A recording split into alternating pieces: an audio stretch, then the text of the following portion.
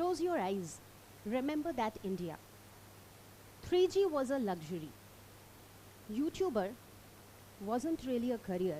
It wasn't even a word.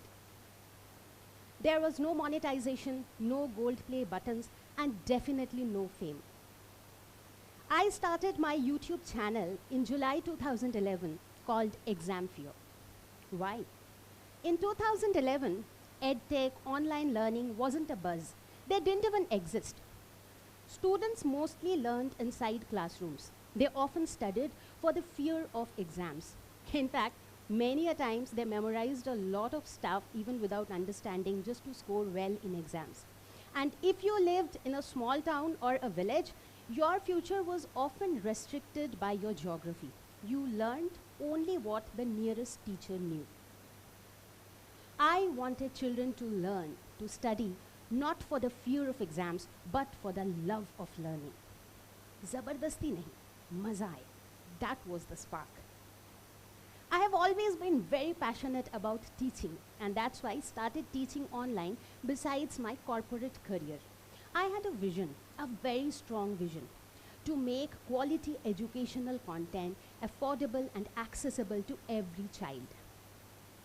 Therefore, I started creating educational content for children of grades 6 to 12 across various subjects like physics, chemistry, mathematics, biology, with a major focus to make concepts crystal clear. I never really taught physics directly from textbook. I helped them visualize the forces around us. I helped them relate what they learned in their textbook to their day-to-day life. I never handed over a list of chemical reactions in chemistry. Instead, I gave them the tricks and the concepts behind them so that they can understand those reactions on their own.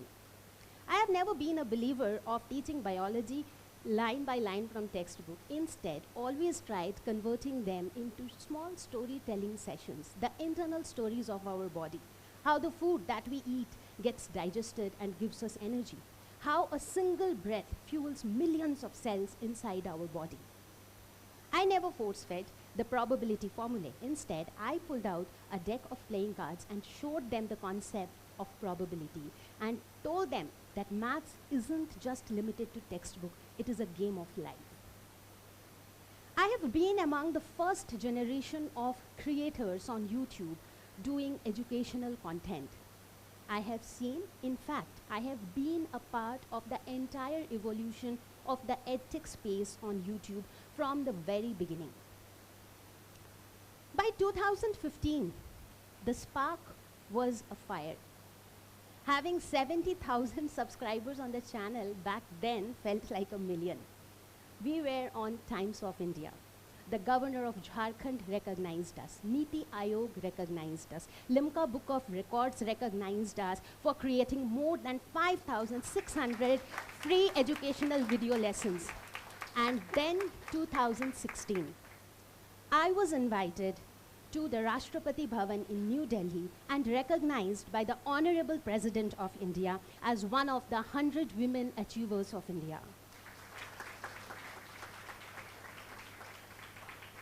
Feels like the climax of a movie, isn't it? Something that started out of passion, led to success, the end. But let me tell you, in real life, in reality, when you think that you have reached the peak is when the mountain often decides to grow taller. And trust me, that's true. 2017 happened. Data explosion. Jio reached the smallest villages in the country. High-speed internet was suddenly in every hand. Tier 2, Tier 3 cities were online. The digital India that I had dreamt of was finally here. But unfortunately, I wasn't. Personal challenges, lack of strategic planning, and a sudden increase in massive competition. All of these meant while the world moved forward, my channel was sliding back. I watched the numbers drop. I watched the rise of edtech giants with billions in funding. I truly felt like a pioneer left behind in the dust. It was lonely. It was disappointing. Just think about it. When you have to see your own declining graph every single day, how demotivating that could be. It is almost like that famous local store in the market जिसके बाहर पहले लंबी line लगी होती थी, and the crowd has suddenly shifted to the other newer stores in the locality. You are there, but the crowd has moved on.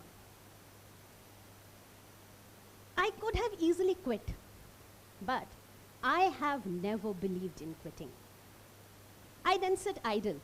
I did my research. I prepared myself for a comeback, for a stronger comeback. I wasn't just fixing a channel, I was reinventing myself. 2019 happened. I came back with a bang. New format, top-notch editing, deeper explanations. I poured everything into it and boom, it worked. The pulse was back. And then the world stopped. 2020, the pandemic. Suddenly, every home was a classroom and every screen was a blackboard.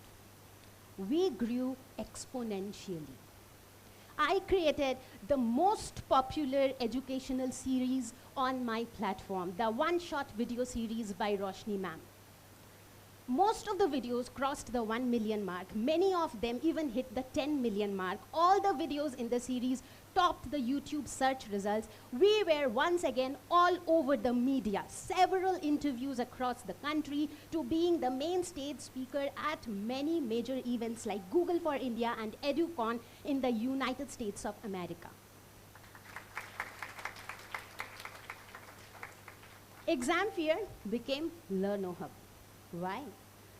A lot of our friends, well-wishers, and even students often suggested that with such a noble vision of making education accessible, why the name exam fear? Why the term fear in the name? So we thought it was a good time to do a rebranding. So we changed the name to a more positive, a more therefore LearnoHub. People often ask me, Roshni, you had the face value, the brand, the millions of views. Why didn't you raise funding? Why aren't you a giant like other edtech brands? Let me tell you why. I have always prioritized impact over profits. A couple of years ago, a little girl from a small village once wrote to me that being a girl child, she was not allowed to step out of her house for her maths classes. She wrote to me, "Thank you, ma'am. You gave me a pocket tutor." 2017, a girl in Madhya Pradesh topped the entire state in biology just watching our videos. In fact, she mentioned about our videos in an interview which was published in the Times of India.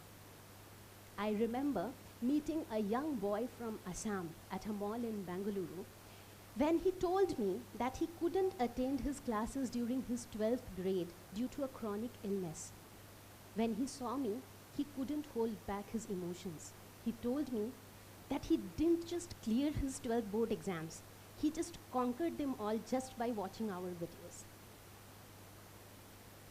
Every morning, since 2011 till today, over the past 16 years, every morning, the first thing that I do when I start my work is read the comments that I receive on my videos on my channel. That's my motivation. That's my biggest return. I never wanted to risk our vision in the greed of funding. We chose not to be the biggest. We chose to be the most accessible, the most impactful. We stayed true to our vision. Quality education for every child, not just the ones who could afford a subscription. Post-COVID, education is hybrid today. Many of the giants are struggling, some are even shutting down. We are still here because you can't shut down a mission. My story isn't over, neither is yours. So therefore, if there is anybody in this room who is willing to start something out of your passion and you hit a wall, remember 2017, Roshni. The downfall is just the research phase for your next bang. So stay focused, stay hopeful, and most importantly, keep doing your karma. Because the world needs many, many more people who just refuse to let their light go out. Endless opportunities are waiting for you. The trailer was good, but picture abhi baki hai mere dost. Thank you so much.